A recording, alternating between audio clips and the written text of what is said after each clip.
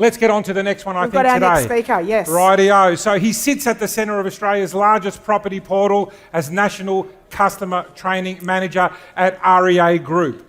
With a front row view of where the market is heading, Luke is going to connect the data, dots, and show you what's really happening with buyer behaviours, affordability, and buyer demands. Great.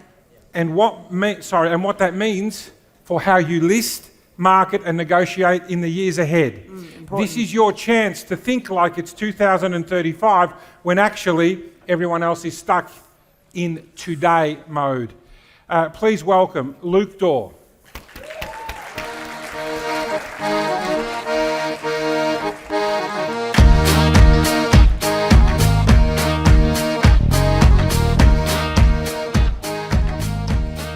Thank you, Arthur. Thanks, Fiona. I have a confession of my own. And it's not that I got manhandled by a very handsome man at the back, although that did actually happen. It was a thrill. If anyone's after a bit of a rush, go and get yourself mic'd up. It's quite lovely. So thank you to Zane for that. My confession is that everything you are about to see, I have stolen from, so a bit of theft getting involved today. I have stolen this from some incredibly intelligent people at REA head office. Data scientists, economic experts, analysts, they all agree that there are 6 key trends that will completely reshape the way that the market is going to operate in 10 years' time. So, provided everyone in this room here is okay with just a little bit of petty theft, right?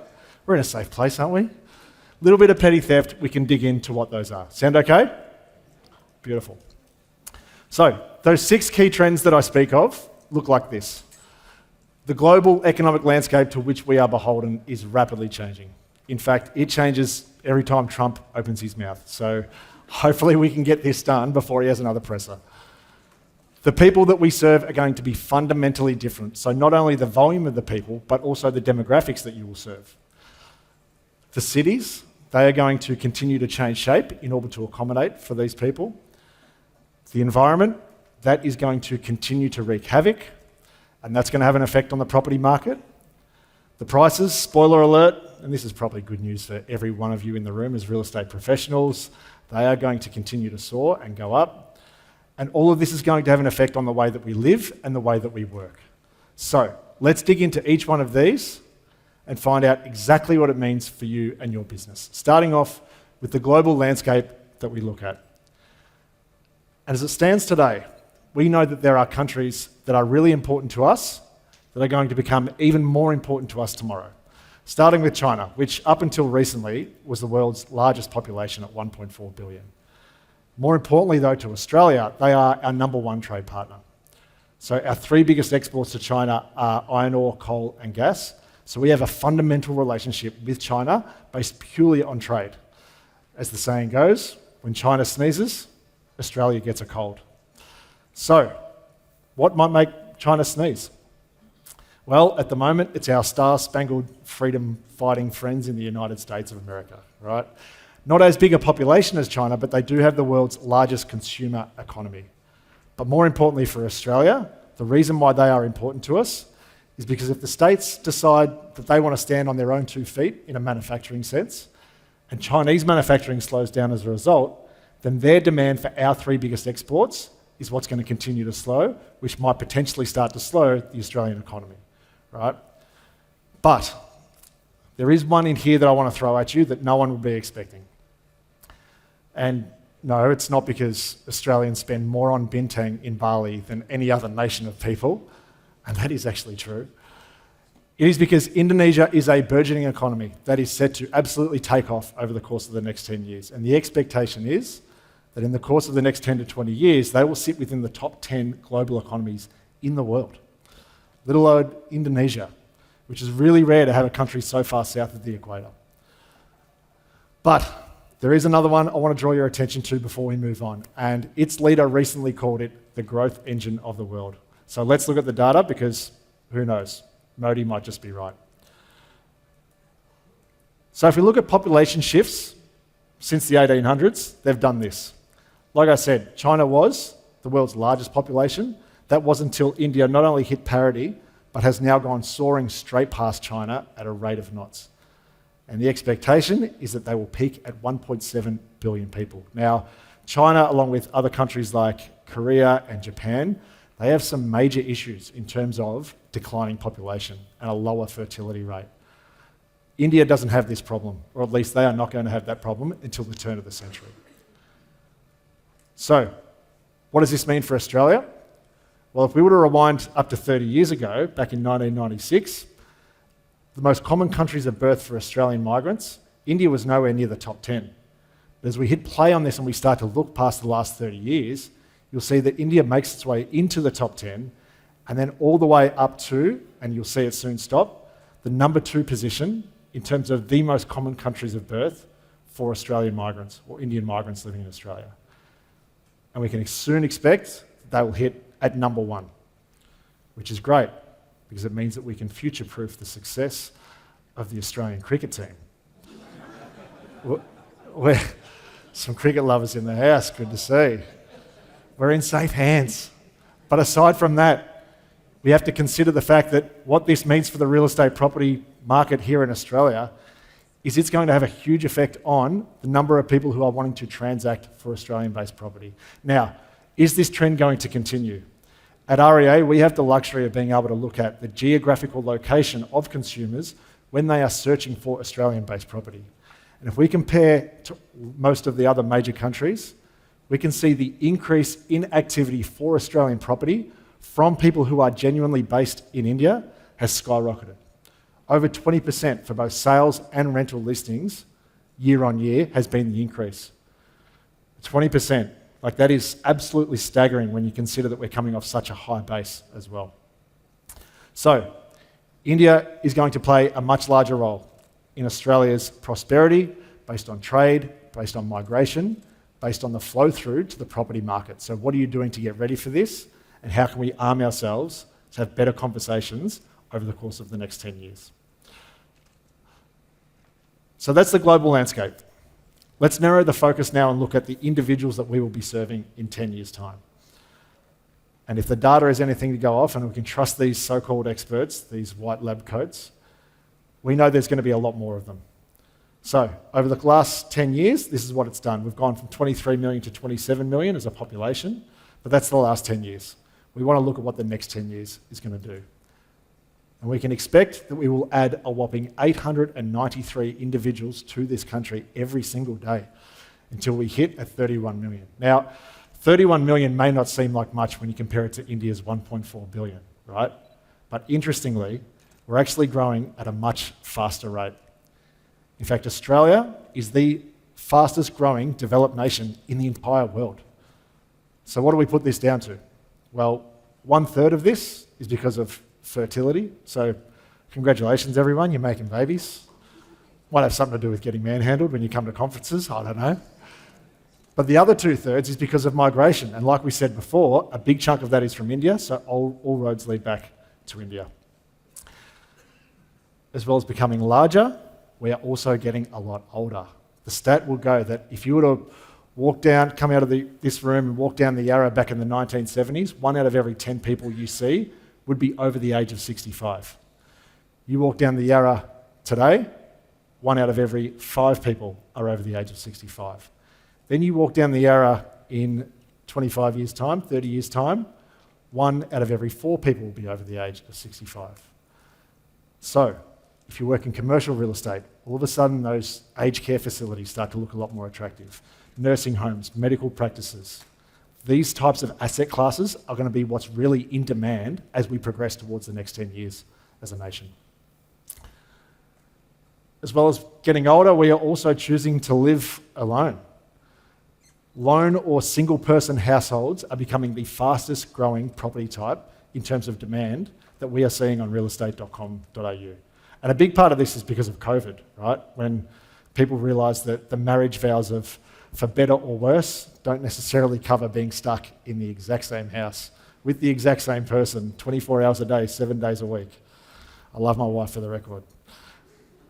But they broke out. People broke out and they started living by themselves, which sounds good in theory, But the problem is that we have all these unexpected externalities in the market. And one of which is that more than 50% of the homes in this country were built more than 30 years ago, when having lots of kids and big families was all the rage, right? So we have, at the moment, 13 million spare bedrooms in Australia. 13 million. So we've got this really weird dynamic where you've got 13 million spare bedrooms, a cost of living crisis, and this emerging loneliness epidemic, and no one knows what to do about it. So all of this is going to change the structure of the properties that you're going to deal with as we progress over the course of the next 10 years. So we're going to be bigger, we're going to be older, and potentially we're going to choose to live alone, which for a few of us as introverts, that might be a really good thing as we progress. So what does this mean for the cities? And our experts will tell us that the story so far for a lot of the Australian capital cities has really been one of sprawl. And sprawl effectively means that you get a lot of development in the city centre and then branching out towards the outer fringes. Now, there is nothing wrong with sprawl. It is a perfectly fine way to grow a city, but it's not the most economical way to grow a city. Now, take Sydney as an example on the far left-hand side there. So Sydney is the same geographical size as Tokyo, yet Sydney is home to 5 million people, where Tokyo is home to 37 million people. So it's crazy, isn't it, right? So I'm not saying that we need to be Tokyo. That's definitely not the takeout here. The takeout is this whole idea that we can't grow in a much more efficient way. It just doesn't stack up. So what's the answer? And why is this important? Well, the answer is development has missed what we are referring to as this missing middle ring of suburbs. Not in the city centre, not in the fringes, but that missing middle. And if town planners have their way, what they are going to do is look to develop that a lot more densely than what has been the case over the course of the last 30 years. Now, anyone who's working and operating in that middle ring, and if we're in other parts of the country, we can share this data as well for other capital cities, I would suggest that things are going to look pretty fruitful for you over the course of the next 10, 20, even 30 years. Now, at the moment, things don't necessarily stack up. Input costs, labour costs, construction costs, all these things are really high, which is meaning that we're just not getting these things done. But as we see those costs start to come down and the demand starts to shoot up, we can activate this missing middle ring of suburbs as we progress as a nation. So sprawl is going to slow. Get ready for more dynamic cities, more livable cities as we progress. But we all know that often Mother Nature has her own ideas about the way that we are going to push forward as a wonderful country that we are. And I want to take you back to what is now known as the costliest wildfire in US history that happened back in January of this year. Now, it is not the costliest disaster of US history. That mantle, if you like, goes to Hurricane Katrina, but this is the costliest wildfire in US history, and it happened only 11 months ago. Now, aside from the sheer devastation that was caused to a lot of the families and a lot of the homeowners that operated in California, one of the craziest things, one of the most bizarre things about this whole incident was that, on average, 1 out of every 10 homes was completely uninsured. Now, a big part of this is because of the cost of insurance, right? Every time there's a natural event, the cost of premiums goes through the roof. But the other part of this was the fact that many of these homes were deemed uninsurable because exactly 12 months, right? Exactly 1 year prior to this event taking place, 2 of the largest insurers in the entire United States, they looked at their data, they looked at their numbers, looked at their figures and their forecast, and they completely pulled out of California. They realised that California is not a viable way for them to increase their revenue as a business. So they stopped insuring homes. Now, this is a very long-winded way of saying the insurers absolutely saw this coming and they acted. And it is a trend that is consistent in a lot of other countries, but it is a quiet trend in Australia that is getting increasingly louder, and it is called the rise of Australia's uninsurable suburbs. And I like to claim that we were onto this first. I was doing this presentation before 60 Minutes did this little snippet, but I want to show you this quick little video that aired a couple of months ago. Taree is is the latest Australian disaster story. And we know a lot of people in this area don't have insurance because they can't afford it or they can't get it. The latest report from the Australia Institute shows over 800,000 homes in the country currently don't have insurance or are underinsured. That's 2 million people that have their fingers crossed that disaster is not going to strike them. Right, so why is this important for us and what do we need to know? Now, if we want to be educated, if we want our teams to be educated, and we want to have more insightful conversations, we need to look at data the way that insurance providers do. And this is the sort of thing that they are looking at. So this is a map of Brisbane that shows the propensity of properties that are at risk of, in this case, bushfires in 2030. And you can do this for 2030, or you can do it for 2050, and the propensity of properties that are at risk by the turn of the century. Right, bear with me. You can do it for bushfires, or the insurance providers will also look at this in terms of flooding in the next 5 years, in the next 25 years, and then by the turn of the century. Now, one of the cruel realities of insurance providers is that they don't necessarily care whether it's bushfires, flooding, coastal inundation, extreme winds, whatever it might be. They care about total risk to properties. And this is when this graph starts to look a little bit more gnarly, right? So buckle up. Yeah. Total risk in 5 years, 25 years, and then by the turn of the century. Now, I can hear the hushes, right? Don't be alarmed. This is not the demise or the doom and gloom of Brisbane. Brisbane's going to be just fine. What this is a map that shows the propensity of properties that are at risk. And it's a map that the insurance providers are looking at to understand whether or not they should be investing their time and energy and resources into some of these suburbs and areas. And we need to know about this stuff because your clients are going to be talking to you and asking you about it themselves. So what's this going to mean for the market? Number one, a lot more properties are going to be built incredibly sustainably. I was chatting to Darryl, who's around here from REA earlier, who's just put a heap of solar panels on the top of his roof. This is going to continue to happen. We all know, and in a bushfire sense too, we've all seen those aerial photos where there's 10 properties and 9 out of the 10 properties have burnt down, but then there's that one home that didn't burn down. Everyone says, oh my goodness, it's a miracle. They must be good Christians. Potentially, yes, but I would suggest that that house was built sustainably using sustainable fireproof materials. We've gone through a few, haven't we? I'm going to let them out. Consumer demand and preferences will continue to shift. So properties in areas of high risk will decrease in value or potentially plateau, whereas properties in areas of low risk will continue to go up. The banks are looking at this stuff with a fine-tooth comb. So make no mistake that they are looking at this stuff in terms of whether or not they will actually allow loans or allow people to refinance. And then the last point there, insurance premiums are going to rise further. So we need to be really well versed in that area as well. So with that being said, we know that what Mother Nature is doing is not necessarily the first thing that people are considering when they are looking at whether the property prices, when they're looking at properties. They are considering, is this property going to make me money or how much money is this property going to cost me? And the reason why Australians are so obsessed with property prices in this country is because the story of our prices is nothing short of remarkable. Have a look at the year 2000 when things really start to take off. Like, it's nuts. We all remember that song, Tonight We're Going to Party Like It's 1999.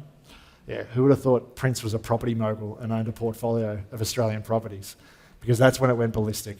And to be honest, like, for a lot of people, this is great because it represents growing wealth and stability that we have as a nation. But for a lot of other people, this represents a massive barrier to them to a way that they can actually enter into and compete with other people to try and grow their own wealth through what has historically been the way through the property market.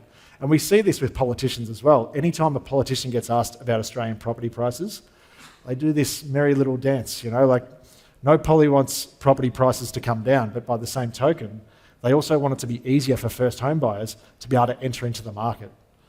So it's a delicate topic and it's one that you definitely need to be alarmed with and aware of.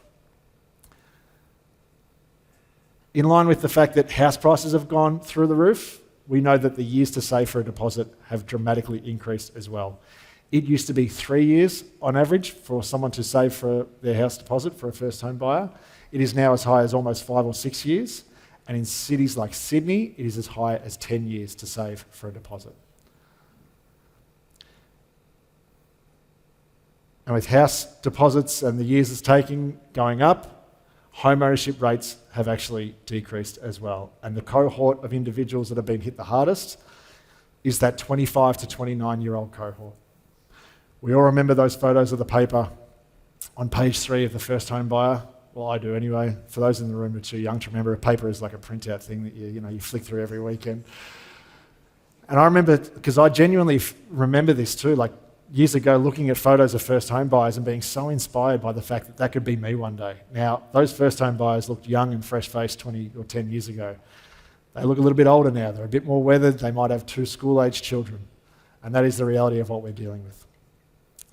However, there are some people who will find it a lot easier to enter into the market than the rest of the population. Does anyone want to have a guess? It's spot on. Make no mistake, we are currently witnessing the biggest intergenerational transfer of wealth in history. Commonwealth Bank are not losing market share to NAB or to Westpac. They're losing market share to Margaret and Gary, right? 2 parents who own a freestanding brick home out in Moonee Ponds that is now worth over $2 million. And I guarantee you their kids are coming around for dinner every Sunday night. Yeah, because they know what we know. And that is that for many, wills are going to become the golden ticket into the property market. And equally for a lot of other people, they're going to be blocked out of the property market because of the fact that they're competing against others. So you think about it. First home buyers are competing against other first home buyers who, yeah, we're rubbing our hands together, we're going to cash in. Some of us. Some of you are going to be handing over a lot of money. But you think about the fact that they're really going to be competing against people who don't have more finance than them. They'll be competing against people who simply don't need finance because they've got it all sewn up. So there's going to be so much private wealth changing hands, and it's going to create an even greater socio-economic divide as wealth and intergenerational wealth transfer plays an even bigger space in the property market. So all of this is going to affect the way that we live. So we've looked at a few things. We looked at the quarter acre. We looked at the fact that the migration is going to have an impact on our prosperity. We've looked at the way that people are going to change and the demographics are going to change. One last thing we're going to myth bust, and that is the fact that the quarter acre block is dying a very slow death. Now, if you were to ask any builder, they will tell you that average dwelling sizes are pretty much remaining the same, but the lot sizes in general have decreased. And you can see that here on the graph as well. So what can be a very interesting experience is to put ourselves into the shoes of a first home buyer in 10 years' time. What are they going to look at? What are they going to see? And how is their experience going to be? More often than not, the property that they buy for the first time will be on a much smaller lot size. It's probably not going to be a house. It's more than likely going to be a townhouse or a unit.